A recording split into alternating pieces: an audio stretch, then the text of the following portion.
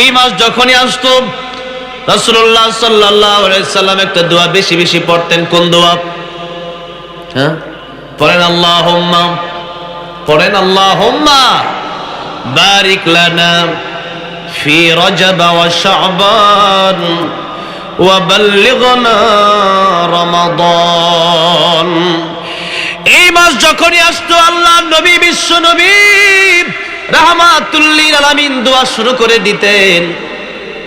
কারণ এমন একটা দোয়া এই মাসে রাসূলুল্লাহ সাল্লাল্লাহু আলাইহি সাল্লাম করতেন। রজব যখন চলে আসে, রমজান মাসের ঘ্রাণ তখন পাওয়া যায়।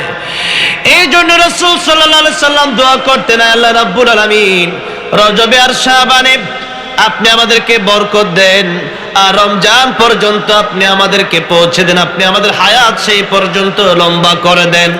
কারণ রমজান মাস যে পেয়ে গেল সে বড় ভাগ্যবান।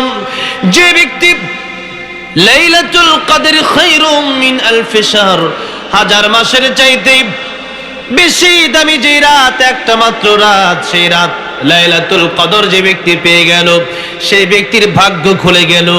ইবাদত করবে এক রাত, আর হাজার মাস ইবাদতের সওয়াব তার আমলনামায় আল্লাহ রাব্বুল আলামিন দান করে দিবেন।